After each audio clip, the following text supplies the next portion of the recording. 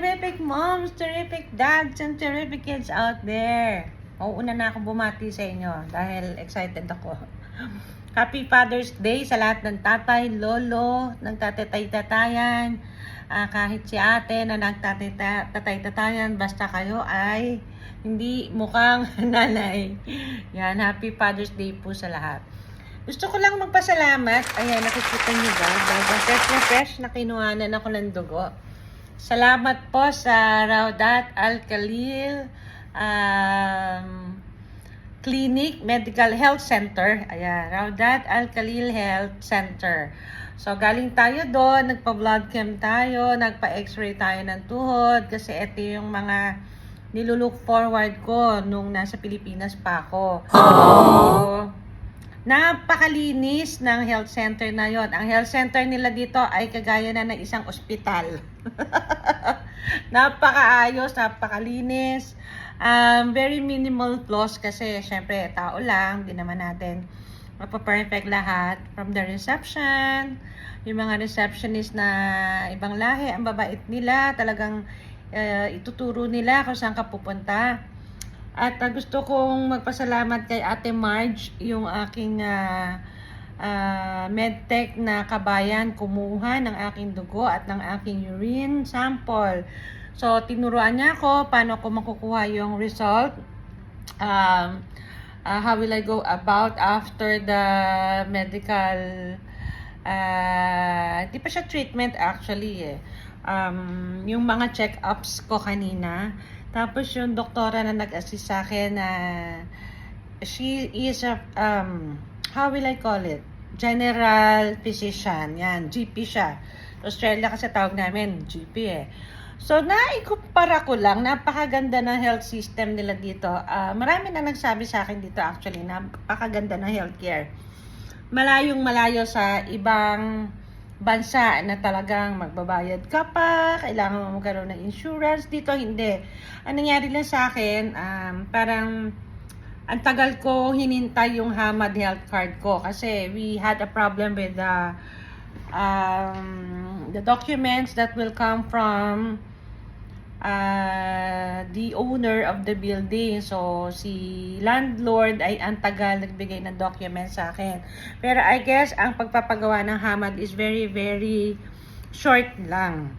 So, kailangan lang talaga ang iyong documents ay updated. So, you need QID, of course. Kailangan mong residente ka dito para magkaroon ka ng privilege or perks coming from the healthcare. So, ayun na nga, pagpasok pa lang, talaga namang mainit ang bansang Qatar, lalo na ngayon summer. Ang lamig sa loob, talagang marirefresh ka. Good luck na lang sa mga biglang sisipunin, di ba? Tapos, napansin ko, ang linis, ang bango, hindi siya amoy ospital. Even though marami tayong kasama ang ibang lahi, hindi may iwasan yon. Alam niyo yon, may certain basta, ganon, may kayong kakaiba. Pero, natuwa din ako kasi, si Habi, hindi siya nainip habang gumagawa siya ng email. Alam mo, nakaupo lang, nagkakape. Ayun, napaka-comfy nung kanilang parang dining area o may cafeteria sila doon na ang sarap ng mga sandwiches nila, ang sarap din ng coffee nila, lalo yung cappuccino. Shoutout to sa barista. At sa 31 QR, meron ka ng coffee at meron ka ng sandwich. So, si Habi, nakapag-almusal na siya doon. Ako naman after ko, kasi nag-fasting ako, kinuhanan ako ng dugo. Tapos, tsaka niya ako binilan ng coffee and ng tuna sandwich.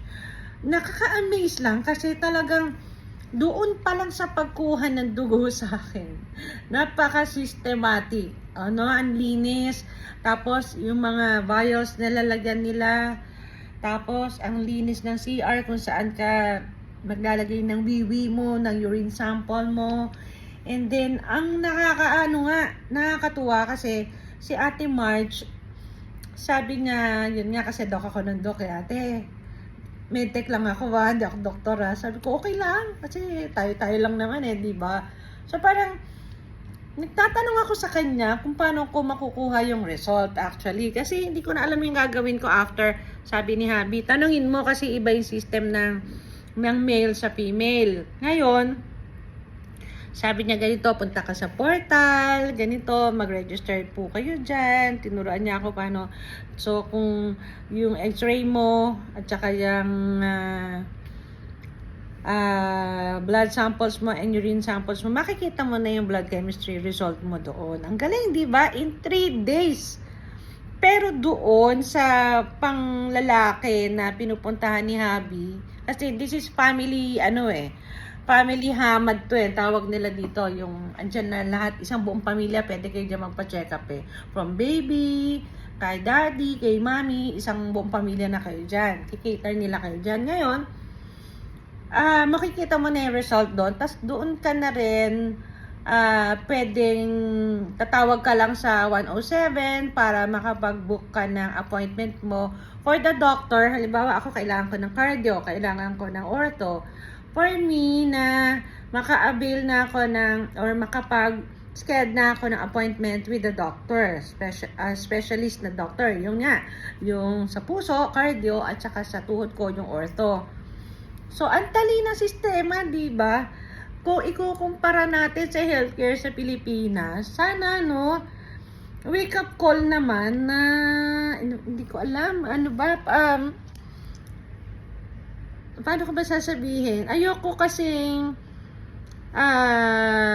ayoko sa lahat yung nagkukumpara, pero, gusto ko lang i-shoutout dito kasi, bilang isang asawa ng OFW, na-experience ko yung healthcare nila na nising ko, as in, nising ko. Wala akong binayaran sa check-up ko. Magmula dun sa blood chemistry ko, urine sample ko, wala.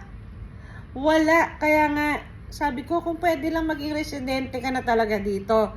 Actually, resident ka na nga. Pero ang sinasabi ko, pinupunto ko, di ba, kung sana pwede ka nang maging,